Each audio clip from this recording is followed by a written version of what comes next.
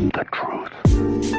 And welcome to Record Reflection. For this project, I chose to focus on the topic of separatism, which appeared both in our course materials and our class discussions.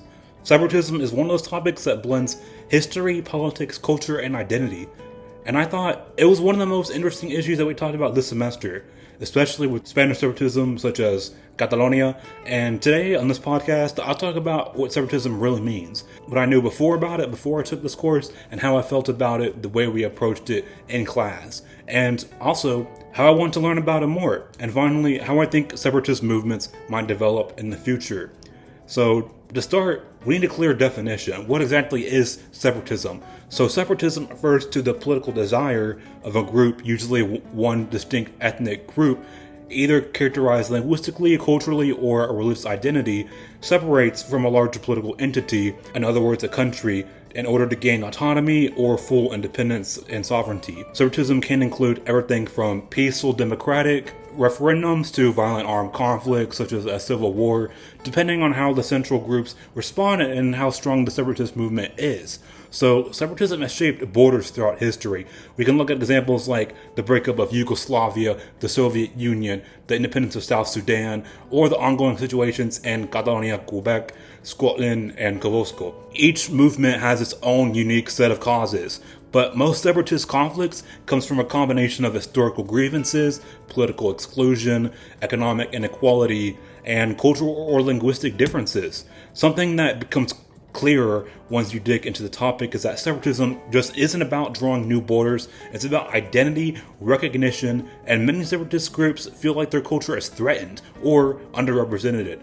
Others believe that they could govern themselves more effectively than the central state that's governing them right now, and some want independence because they feel exploited, especially if the region is wealthy or resourcefully rich in tourism or other economic sectors. Another point is that separatism isn't always about absolute. Sometimes a group doesn't want full independence, but they want more representation, whether that be linguistically or religiously. Sometimes they just only ask for a little autonomy and more self-governance, or perhaps more protection in the military, political power, or local control. So separatism is definitely a spectrum of, does a group want just a little autonomy, representation, or just complete sovereignty?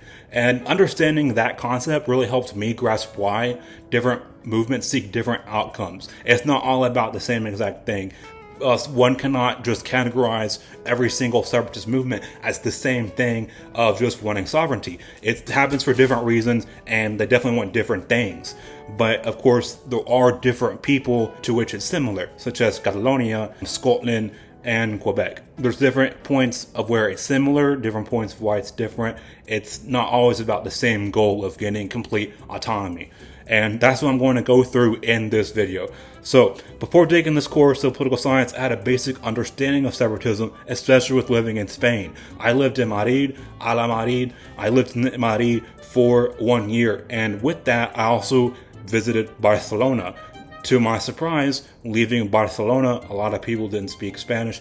And I asked a lot of Spaniards in Madrid what did they think about Catalonia? What did they think about Catalan independence? And they had a sentiment against the Catalonians. They were like, hey, these people don't speak our language. These people don't want to be a part of Spain. And to my surprise, there's a lot of political groups within Spain that want to be separate. There's a lot of people in Galicia and Murcia, Extremadura, Andalusia. There's a lot of people within Spain that want independence. But it's definitely a spectrum. There's a lot of people in the Basque region that want to be independent. There's a lot of people that want to stay a part of Spain. It's definitely a spectrum. You can't categorize one community, or really in all separatist movements, and say, 100% of these people do want independence. No, it's not how it works. But to my surprise, there's more communities within Spain that have separatist groups. It's not only a Catalan thing. And that's what surprised me the most about Spain.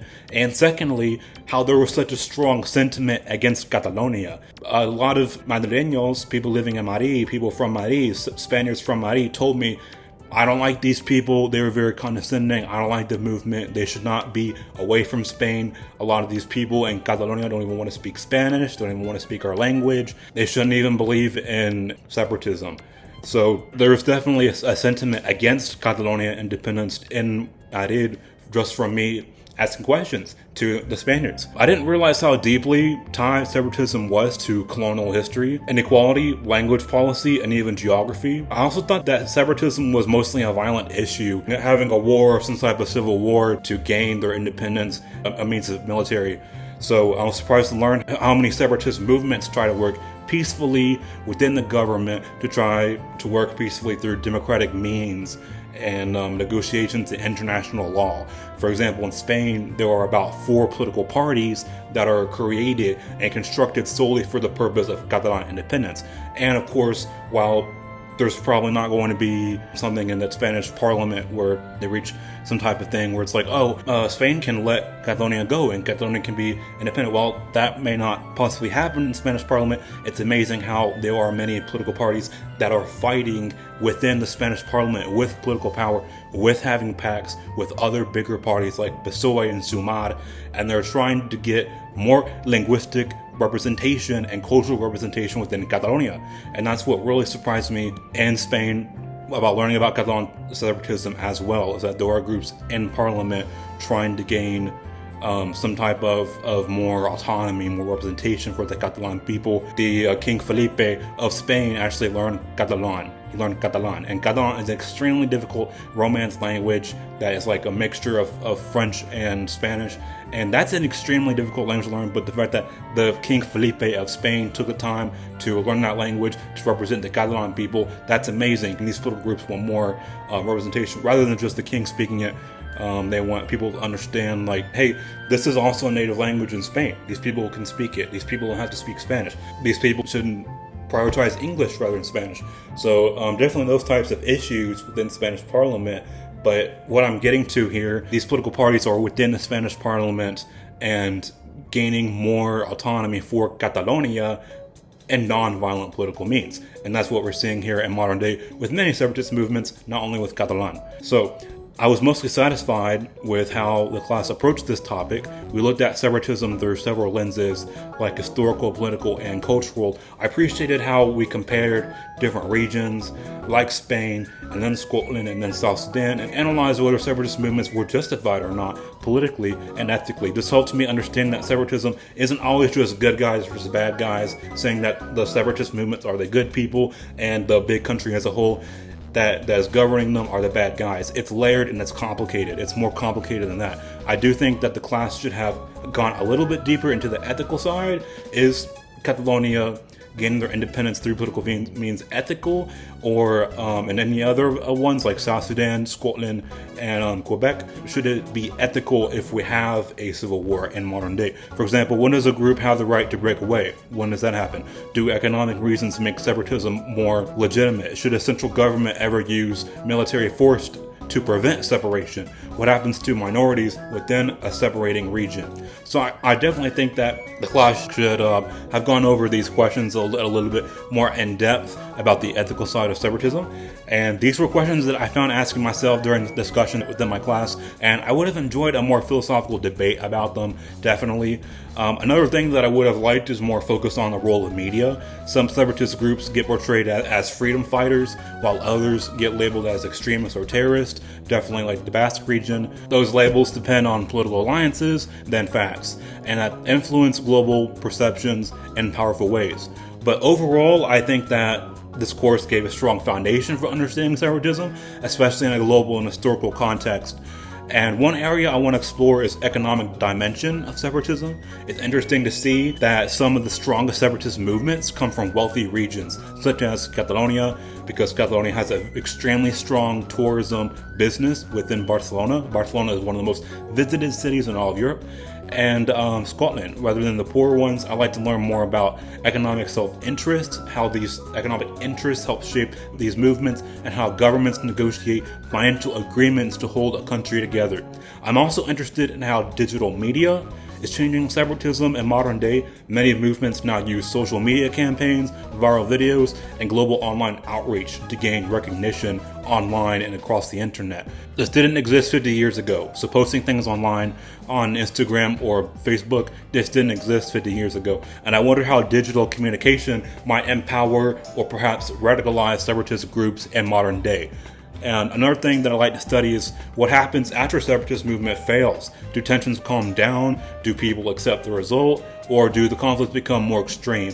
I think that studying failed movements can definitely tell us a lot about what makes separatism sustainable or unsustainable. And looking ahead, I think separatism is going to remain a large global issue. If anything, I expect separatist movements to become more common, not less common. And there are several different reasons for this. First, globalization. Globalization has made cultural identities more visible. When people feel their identity is dialected or threatened, they often respond by strengthening ties to local or regional identity, and that can turn into separatism. Secondly, economic inequality. Economic inequality between regions is currently growing. Wealthy regions may question why they have to subsidize the poor ones, and struggling regions may feel neglected. This imbalance creates political resentment in these separatist communities. Third, climate change. So climate change might generate new separatist pressures.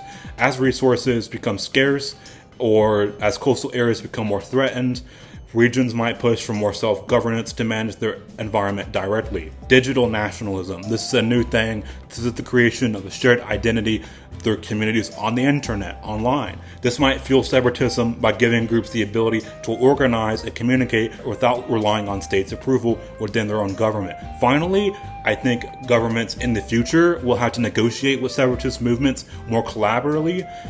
Many countries might move towards looser federal systems or autonomy agreements to prevent full breakaway attempts or revolutions. In summary, separatism isn't going anywhere anytime soon. It will evolve alongside technology, economists, and global identity politics.